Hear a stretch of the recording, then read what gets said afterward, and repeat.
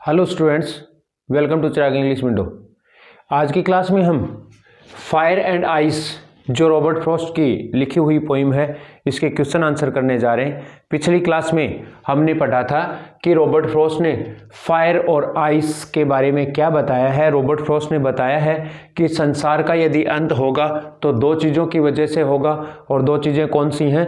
Fire और ice. Fire किसके लिए स्टैंड करता है? इसमें फायर जो है वो डिजास्टर का सिंबल है, और दोनों ही क्या हैं?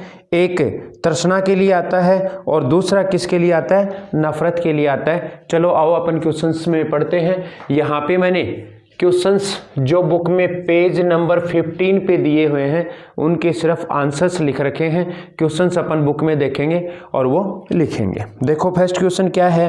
There are many ideas about how the world will and.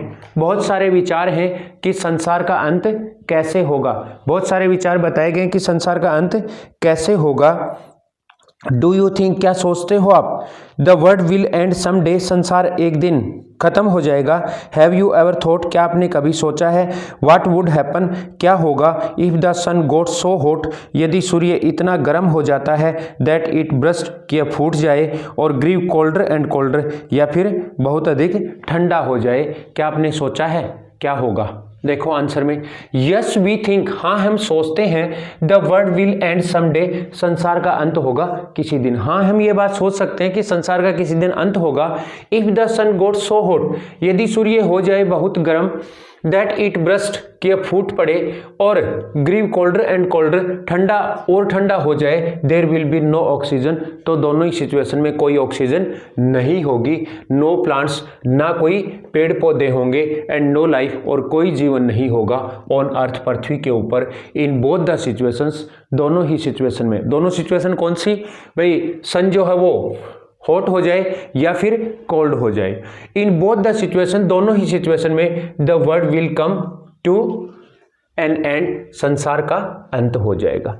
Clear हो गया? फर्स्ट क्वेश्चन में क्या पूछा है कि क्या आप मानते हो संसार का एक दिन अंत हो जाएगा? और क्या होगा यदि सूर्य अत्यधिक गर्म हो गया तो? क्या होगा यदि सूर्य अत्यधिक ठंडा हो गया तो? दोनों का परिणाम यही होगा, कोई ऑक्सीजन नहीं होगी, कोई पेड़ पौधे नहीं होंगे, और पृथ्वी पर कोई जीवन संभव नहीं होगा, और संसार का अंत हो जाएगा। नेक्स्ट क्वेश्चन देखते हैं। इसमें कुछ शब्द दिए हुए हैं, जैसे for Frost, what do fire and ice stand for. Frost के लिए आइस और फायर किस बात के लिए स्टैंड करते हैं? हियर आर सम आइडियाज, यहाँ पर कुछ आइडियाज दिए गए, कुछ शब्द दिए गए हैं। आप ये देखकर बताओगे कि आइस और फायर किस बात के लिए स्टैंड करते हैं। देखो इसमें क्वेश्चन नंबर 2 का आंसर अपन लिख रहे हैं। फॉर फ्रॉस्ट, फ्रॉस्ट के लिए fire stands for Dzire.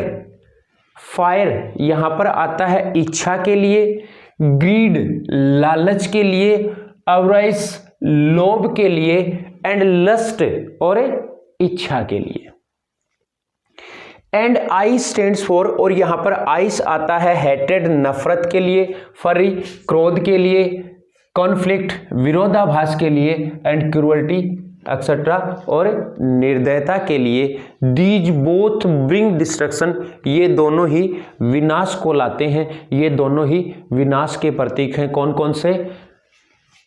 Fire और आइस। फायर किस बात के लिए स्टैंड करता है? डिजायर के लिए। और आइस किस बात के लिए करता है? हेटेड के लिए। आगे इनके ये सिमिलर वर्ड दिए गए हैं। Next question number 3, what is the rhyme scheme of the poem. इस पोइम की राइम स्कीम क्या है? How does it help in bringing out contrasting ideas in the poem, और ये कैसे हेल्प करती है विरोधाभासी विचार लाने में पोइम में। देखो विरोधाभासी विचार लाने में पोइम में कैसे राइम स्कीम हेल्प करती है। पहले तो हम जानेंगे राइम स्कीम कौन सी होती है। देखो फर्स्ट स्टेंजा की अपन राइम स्कीम देखें, इसके लास्ट में लिखा है and in fire. Fire A rhyme scheme है, आइस को हम बी दे देते हैं। फिर डिजायर, फायर डिजायर एक जैसे हैं दोनों, तो फायर को हमने ए दिया तो डिजायर को भी ए दिया। और आइस, फिर देखो fire, fire ice, fire desire, तो क्या हो गया? A B desire fire A A. Clear हो गया? देखो 3 शब्द एक जैसे हैं, इसमें लास्ट में फायर डिजायर और फायर, तो फायर, डिजायर, फायर, और बीच में क्या था, आइस, आइस के लिए हमने क्या लगा दिया, बी। ऐसे ही नेक्स्ट स्टेंजा की बनती है। अब देखो इसमें, the rhyme scheme of the first stanza is A B A and second stanza is, और सेकेंड स्टेंजा की A B A. First stanza में 4 लाइन्स हैं, सेकेंड स्टेंजा में 5 लाइन्स हैं। Here A stands for fire, A जो आया है वो फायर के लिए आया है, and B stands for ice, और बी जो आया है वो आइस के लिए आया है। द होल पोइम प्रेजेंट्स, पूरी ही पोइम पेश करती है, 2 कॉन्ट्रास्टिंग आइडियाज, 2 विरोधाभासी विचार।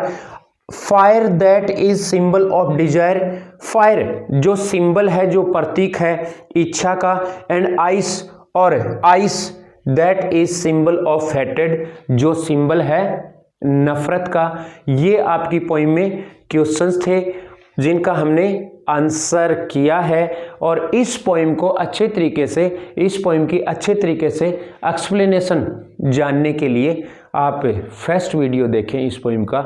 आज की क्लास में इतना ही। Thank you.